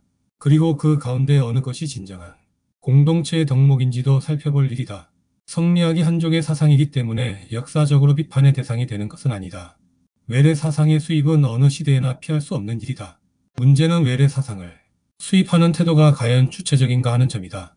불교도 외래 사상이었으며 초기에 수입된 유학도 외래 사상이었다. 그러나 삼국시대의 결의 조상들은 그것을 주체적으로 받아들여 결의 문화의 자양분으로 활용하려는 태도를 보였다. 고려 르네상스는 바로 그런 자양분을 융합시켜 스스로의 것으로 발전시키는 작업이었던 것이다. 그러나 성리학은 그런 작업을 파괴하면서 들어왔을 뿐 아니라 결의의 뿌리까지 도려내려 했다. 그 결과 성리학파는 몇몇 빼어난 성리학자를 배출하는 대신 결의 문화를 왜소하게 만들고 말았다. 우리는 오늘날에도 외래 문화에 대한 태도에서 그런 잘못이 반복되는 것을 보면서 과거와 같은 작은 결의 만들기나 작은 인간 만들기가 없어야 하겠기에 성리학의 전통 문화 탄압과 잘못된 내부 투쟁을 작은 결의의 주요한 요인으로 꼽아본다. 사상에 대한 탄압이야말로 작은 역사의 근본적인 출발점이고 그것으로 말미암은 자기 부정은 작은 역사의 종착점이 될 것이다. 15. 못다 핀 꽃 한 송이 실학 3대 전쟁으로 드러난 성리학의 한계 임진전쟁과 예고되는 사회변화 사화를 거쳐 성리학의 정통을 형성하고 당쟁을 벌려 그 정통 시비를 가리는 동안 근조선의 국력은 나날이 줄어들었다. 200여 년 동안 큰 전쟁이 없어 군사력도 약해졌고 국방관념도 희미해졌다. 명나라를 정점으로 하는 중국적 세계 질서는 비교적 안정되었으며 기반을 공고히 한명나라의 그늘 아래서 성리학파는 기마종족 특유의 진취적 기상을 거세하는 데 어느 정도 성공하고 있었다. 권력과 사상을 독점한 성리학파는 소모적인 자체 경쟁을 벌였고 이에 따라 민중생활을 어려워지기만 했다.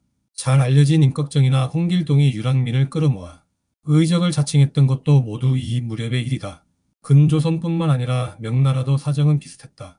한족 중심의 세계 질서가 안정되기 시작하자 그들도 기마종족에 대한 경계를 게을리했으며 차츰 부패와 타락이 징조를 드러냈다.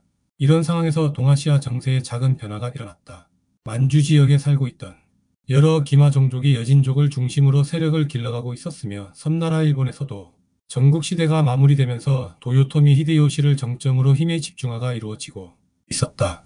그 가운데 동아시아 정세를 변화시킬 조짐은 일본에서부터 나타났다. 전국시대를 통일한 도요토미는 일본 내부의 안정을 위해 준독립적인 여러 세력의 군사력을 나라 밖으로 돌리려고 했던 것이다. 그는 근조선과 명나라를 공격하려 했으며 이를 위해 먼저 조선 정부에 엉뚱한 시비를 걸어왔다. 명나라를 공격할 것이니 길을 빌려달라는 것이었다. 도저히 들어줄 수 없는 이 요구는 당연히 거부되었으며 도요토미는 이를 구실삼아 1592년 조선에 대한 대규모 공격을 급속하게 진행했다. 4월 14일 부산에 상륙한 15만 명의 선봉부대는 방어 준비가 거의 없었던 동래성을 쉽게 함락시키고 신립과 이일이 지휘하는 근조선의 주력부대를 상주와 충주에서 간단하게 격파한 뒤 20일 만에 수도 한성을 점령하기에 이르렀다. 정부는 평양으로 옮겨갔지만 평양마저 6월 13일 점령되었으며 곧 이어 함경도까지 일본군에게 짓밟히기에 이르렀다. 이제 근조선 정부는 평양마저 버리고 의주를 옮겨갔으며 성리학파의 종주국인 명나라의 구원부대만 기다리고 있었다. 그런데 승승장구하던 일본군에게 뜻밖의 어려움이 닥쳤다. 첫째, 이순신이 이끄는 수군이 그들의 해상 진격로를 철저하게 차단하면서 일본 함대를 상대로 무패의 전가를 올리고 있었던 것이다. 이순신의 부대는 명나라 구원병을 상대로 장기전을 벌이면서 평양성을 방어하려던 일본군에게 큰 타격을 안겼다. 특히 7월 8일이 한산도해전과 9월 1일의 부산해전은 해상으로 진격하여 명군과 조선군의 후방을 교란하려던 일본의 의도를 완전히 봉쇄해버렸다. 둘째, 예상치 못했던 부대가 편성되어 일본군의 후방 교통로를 교란시켰다. 각 지방에서 의병이 조직된 것이다. 특히 그 가운데 경상도의 각제후 부대와 승려 서산 등이 이끄는 전국 승병은 놀랄 만한 전가를 올리면서 일본군의 후방을 공격했다. 더구나 그들은 성리학파와 거리가 먼 인물들로서 그들의 활약은 전쟁이 끝난 뒤 사회변화가 일어나리라는 것을 예고하는 전주곡이나 다름없었다. 한족 중심의 세계 질서를 위해서 명군도 자신들의 어려운 처지를 무릅쓰고 구원부대를 파견했다. 해상권의 장악과 이병부대의 활약 및 명나라 군대의 합세로 전세는 드디어 역전되었다. 그러나 이여송이 지휘하는 명나라 구원부대는 전투를 서두르지 않았을 뿐 아니라 전투력이나 사기도 낮은 편이었다. 조선 정부이 독촉으로 연합군을 편성하고 이듬해 정월 8일에 평양성을 탈환했으나 한성이 길목인 벽제 간전투에서 패배한 뒤 이여송은 일본과 휴전 교섭을 진행했다. 그 결과 잠시 휴전이 이루어졌으나 휴전 조건에 불만이 많던 일본군은 1597년 다시 한반도로 침입해왔다. 그러나 두 번째 공격에서 일본은 쉽게 무너져 내렸으며 결국 서둘러 군대를 돌리고 말았다. 결과적으로 이 전쟁의 승리자는 근조선과 명나라였지만 이 전쟁은 이들 두 나라에 상당한 충격파를 던졌다. 구원부대를 파견했던 명나라는 군사 경제적으로 큰 타격을 받아 동아시아 세계 질서를 유지할 기반을 잃어가고 있었다. 근조선에서는 성리학파의 한계가 드러나게 되어 그들의 통치가 흔들릴 수밖에 없었다. 더구나 전쟁에서 입은 사회 경제적 피해로 말미암아 민중생활은 철저하게 파괴되었고 이에 따라 성리학파의 통치는 전면적인 개혁을 단행할 수밖에 없었다.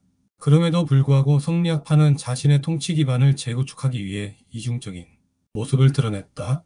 그들은 대동법을 실시하고 내부 숙청을 진행함으로써 부분적인 개혁을 단행하는 한편 민중에 대한 통제를 한층 강화했다.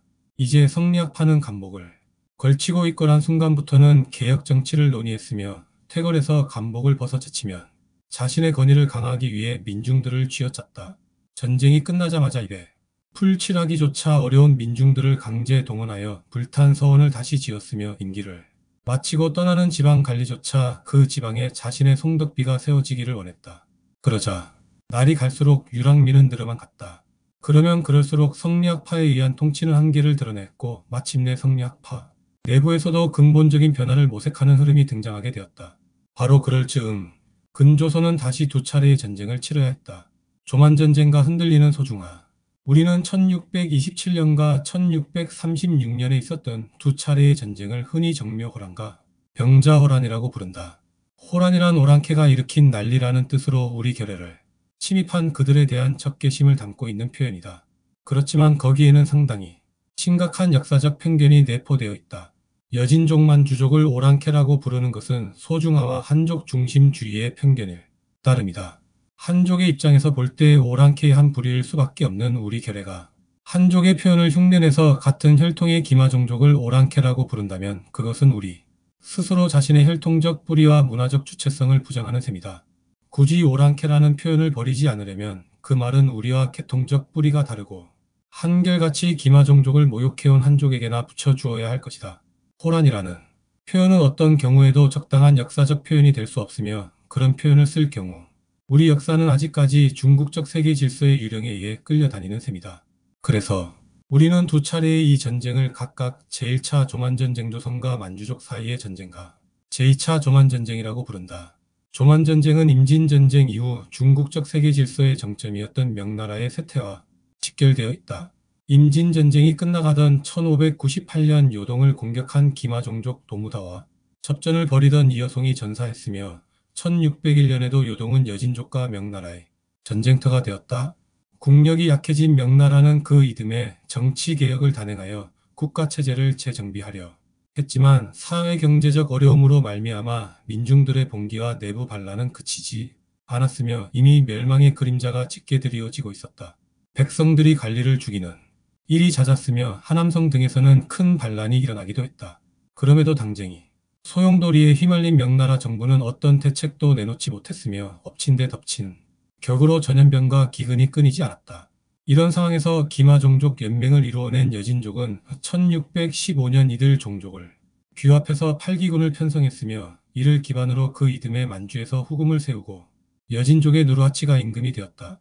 후금은 군사력을 강화하면서 1619년 심양 부근에서 명나라 군대를 격파했으며 이어 1621년에는 그 일대를 완전히 차지해버렸다. 대륙을 제패할 준비가 완료된 후금은 후방을 안정시키기 위해 근조선과 동맹관계를 맺어두려고 했다. 성리학의 위력에 휩싸인 근조선이 기마종족으로부터 이탈한 것은 이미 오래되었지만 그들은 여전히 근조선을 자신들과 가까운 형제혈통의 나라로 생각하고 있었다. 그러나 근조선은 여전히 한족 중심주의에서 헤어나지 못한 채 명나라를 은혜로운 나라로 여기고 있었다.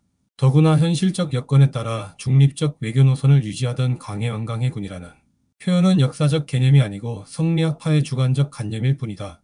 이 쫓겨나자 명나라와의 의리를 지켜 후금을 배척하는 입장이 공식화되었다. 제1차 조만전쟁은 그런 상황에서 후금이 조선을 자신들의 대열로 끌어들이기 위해 일으킨 전쟁이었다. 3만의 군사만 동원해서 전쟁을 승리로 이끌어낸 그들은 근조선과 형제관계를 맺은 뒤 철수했다. 그러나 근조선은 오히려 명나라와 동맹해서 후금을 공격하려는 계획을 세워나갔다. 이에 후금은 다시 조선을 압박하면서 군량과 병선을 요구했고 나아가 형제관계를 군신관계로 바꿀 것을 강요했다. 후금에 대한 적대적 입장과 평화적 동맹론 사이에서 갈등하던 근조선은 결국 적대적 결전론으로 노선을 확정했고 이로 말미암아 후금과의 관계는 악화되고 말았다. 이에 나라 이름을 청이라고 고치고 그 군주를 황제라고 부르던 만주족은 근조선에 외교문서를 보내 이 사실을 인정하라고 강요했다. 그러나 조선 정부는 이 외교문서를 아예 받으려 하지 않았으며 황제의 나라는 오직 명나라뿐이라는 어리석은 주장을 되풀이했다. 제2차 조만전쟁은 바로 그것이 계기가 되어 일어난 전쟁이다. 그러나 근조선의 어리석은 고집은 만주족의 강성한 군사력 앞에 힘없이 무너졌고 마침내 인조 임금이 삼전도에서 무릎을 꿇는 상황으로까지 이어졌다. 그리고 이 패배는 근조선의 성리학 통치에 치명적인 충격을 주고 말았으며 마침내 임진전쟁 이후 예고된 사회적 변화가 현실로 다가오게 되었다. 성리학 왕조의 붕괴와 실학, 제2차 조만전쟁 이후 근조선은 사실상 무너진 것이나 다름없었다. 이제 근조선 앞에는 근본적 개혁을 통해 과거와 다른 새로운 통치체제를 세우느냐, 그렇지 않으면 변화를 주도하는 새로운 세력에 의해 국가가 무너지고 새로운 국가가 세워지느냐 하는 갈림길이 기다리고 있었다. 그 어떤 운명을 따르더라도 이제 변화는 피할 수 없는 일이었다. 실제로 근조선에서는 이 두 가지 흐름이 모두 나타났다. 뿐만 아니라 중간적인 입장도 있었으며 이런 선택을 거부하고 철저하게 과거 체제를 고수하려는 흐름도 없지 않았다. 과거 체제를 고수하려는 보수적인 성리학파는 이러한 모든 흐름을 경계하면서 기득권을 유지하려 했고 개혁적인 성리학파는 성리학을 반성적으로 재검토하는 한편 현실의 변화를 반영하는 정치 경제적 개혁이 필요하다고 주장했다. 이와 달리 일부 세력은 새로운 이념을 가지고 성리학적 국가체제를 부정하면서 자신들이 근조선의 새로운 주도 세력이 되려고 했다. 또 다른 세력은 성리학파의 통치뿐만 아니라 근조선의 이씨왕조 자체를 부정하면서 새로운 국가를 세우려는 희망을 가지고 있었다. 제2차 조만전쟁 이후의 역사는 바로 이들이 이리 얽히고 저리 얽혀서 만들어낸 복잡다단한 과정이었다. 그리고 뒷날의 학자들은 이들 가운데 두 번째 부류와 세 번째 부류를 통칭하여 실학파라고 불렀다. 오늘날의 정치적 용어를 빌려 쓴다면 실학파에는 중도파와 중도좌파가 뒤섞여 있었던 셈이다. 따라서 현실로부터 사회적 대안을 찾는 진실한 학문이라는 뜻을 가진 실학은 애초부터 두 세력을 혼돈시킬 수 있는 모호한 개념이라고 할 수 있다. 오늘날 실학적 경향을 가진 인물들에 대한 개별적 연구는 상당히 진행된 편이다. 더구나 1980년대 이후 역사 연구의 주요한 관심이 사회경제 분야로 옮겨감에 따라 실학에 대한 연구는 사회경제적 조건과 실학자들의 사상을 연결시키는 방향으로 바뀌는 경향을 드러냈다. 그리고 차츰 실학 연구에 대한 재검토 작업이 이루어지기도 했다. 그런데 우리는 실학에 대한 연구에서 몇 가지 중대한 문제점을 발견하게 되었다. 첫째 문제점은 유럽의 역사를 연구하는 과정에서 얻어낸 역사 연구의 관점을 우리 역사에 그대로 적용시키려 했다는 점이다. 실학이 근대적인가 그렇지 않은가 하는 문제도 그런 경우에 해당한다. 그것은 역사적 변화의 방향을 자신의 과거 역사 및 인간의 본성에서 찾아내지 못하고 남의 역사와 비교나 하는 엉뚱한 일이다. 둘째 문제점은 실학이라는 개념을 근조선 후기의 사회적 변화에서만 찾아내려는 근시안적 관점이다. 그것은 소나무의 뿌리와 아무 관계없이 솔잎을 이해할 수 있다는 논리와 같다. 그 결과 실학은 근조선 이전의 고려 르네상스와 연결되지 못했으며 나아가 우리 역사 전체를 꿰뚫고 있는 역사의 방향성이나 굽이치는 정신세계와도 통하지 못하게 되었다. 앞서 밝힌 대로 실학에는 원래 두 가지 흐름이 있었고 연구자들도 이를 즉 중농파와 중상파로 나누기도 하고 경세치용학파와 이용후생학파로 나누기도 하며 성우학파와 북학파로 나누기도 한다. 중농파나 경세치용학파 및 성우학파로 불리는 사람들은 성리학에 대한 반성적 재검토를 통해 변화된 현실을 이해하며 나아가 그런 차원에서 사회개혁의 방향을 제시하려 했던 사람들이다. 유영원이나 이익이 그런 부류의 대표적 인물인데 그들은 토지제도의 개혁을 중심적인 과제로 설정했다. 중상파나 이용후생학파 및 북학파로 불리는 사람들은 근조선이라는 틀을 개혁이 전제 조건으로 삼으면서도 성리학을 거부하는 개혁가들이었다. 박재가나 박지원이 그런 부류의 인물인데 그들은 토지제도보다 상공업의 발전을 개혁의 중심과제로 삼았다. 그러나 마침내 이들 두 부류의 개혁파는 하나의 길에서 만나게 되었다. 성리학에 대한 반성적 재검토는 성리학을 부정하는 방향으로 진행되면서 차츰 새로운 사상적 발전으로 이어졌고 현실 개혁에 치중하는 사람들도 차츰 그것을 뒷받침할 사상에 대해 관심을 쏟았기 때문이다. 그리고 바로 그들에 의해 성리학파의 왕국은 무너지기 시작했고 성리학파가 그동안 눌러놓았던 고려 르네상스의 기운이 부활하기 시작했다. 실학 또는 후기 문화 부흥의 좌절, 흔히 근조선 후기는 사회변동기라고 평가된다. 신분 질서가 무너지기 시작하고 생산력이 높아지고 사회문화가 다양해졌을 뿐 아니라 서민문화가 활발하게 발전하는 시기였다는 말이다. 또 상공업이 발전하고 시장경제가 발전한 것도 바로 이 시기부터였다. 아울러 이런 변화는 근대적인 방향으로 흘러가는 씨앗이었다고 평가되기도 한다. 그러나 이런 변화들이 다른 한편으로는 매우 복고적인 성격을 띠고 있었다는 사실에 대해서는 관심을 기울이지 않는다. 역사에서 완전한 의미의 복고란 없는 법이지만 근조선 후기의 이런 변화는 성리학파에 의해 흔적까지 지워질 뻔했던 고려 르네상스 시기의 문화가 부활한 것이기도 했다. 다양해진 사회문화 가운데는 나라 밖에서 들어온 것들도 있었지만 그것들은 대부분 그동안 억눌려왔던 과거 시대의 문화가 변질된 모습으로 되살아난 것이었으며 이 시기에 발전한 서민 문화의 본질도 정신적으로 비교적 자유로운 서민층에 의해 근조선 이전의 문화가 되살아난 것이었다. 이처럼 되살아난 전통 문화는 근조선 후기의 사회변동을 추진한 문화적 원동력이었다. 이 문화는 차츰 성리학파에 의해 강요된 틀에 짜인 듯한 문화를 파괴했으며 마침내 성리학 자체까지 삼켜버리기에 이르렀다. 실학파라고 불리는 사람들도 바로 이런 복고 경향과 직간접적으로 관련되어 있었다. 그들이 과거의 역사, 특히 근조선이 없애버린 대진의 역사나 그 이전 시대의 역사를 연구한 것도 그런 관심 때문이었다. 또 각 지방에 묻혀있는 전통적인 풍습을 발굴하려고 했던 것도 그런 까닭에서였다. 그들은 그 시대와 그런 문화를 되살림으로써 새로운 가능성을 찾을 수 있다고 믿었던 것이다. 이런 관심을 진정한 의미의 문화 부흥으로 발전시킨 인물이 바로 실학이 10대 성자로 알려진 정약용이다. 처음에 그는 성리학에 대한 반성적 재검토로부터 시작했지만 19년간의 귀향살이를 통해 성리학의 좁은 울타리를 벗어남과 아울러 전통사상과 불교, 나아가 천주교를 통해 전파된 유럽 문화까지 연구 대상으로 삼았다. 정약용은 그런 차원에서 다양하고 방대한 연구 업적을 남겼다. 뛰어난 문학가이자 상당한 수준의 화가이기도 했던 그는 작품들에서까지 성리학적 발상을 벗어던지는 면모를 보여주었다. 심지어 어떤 시에서는 기마종족의 전통 수련법에 대한 탁월한 식견이나 불교 사상에 대한 깊은 통찰력을 드러내기도 했다. 그러나 그의 방대한 작업조차 고려 르네상스를 완전히 계승 발전시키는 것이라고 보기는 어렵다. 강진 땅에서 귀향살이를 하던 그가 만날 수 있는 인물은 지극히 제한되어 있었고 구할 수 있는 자료도 한정되어 있었으며 고려 르네상스를 그 한 사람이 완전히 부활시킨다는 것도 애당초 불가능했기 때문이다. 독특한 글씨체로 유명한 김정희와 같은 사람도 문화부흥의 대열에 참여했다. 그러나 그들의 문화부흥 활동은 아직 힘을 얻지 못했다. 그들은 여전히 성리학파의 눈치를 보아야 했으며 성리학파로부터 탄압을 받기도 했다. 그리고 그들의 작업이 높은 봉우리에 올라 마침내 창조적인 사회적 대안으로 굳건하게 자리잡기 이전에 유럽의 문물이 먼저 한반도를 강타했고 그 문물에게 이들의 업적은 다시 역사의 뒷전으로 사라져야만 했으며 마침내 우리 역사는 자기 문화 속에서 주체적 발전의 기회를 또다시 잃어버리게 되었다. 그것이 바로 19세기의 비극이었고 결의 역사가 다시 한번 움츠러든 결정적 계기였다. 한반도가 작아지게 된 역사적 사건 21가지 중 11번부터 15번까지에 대해 알아봤으며 나머지 이야기는 다음 편에서 계속됩니다. 감사합니다.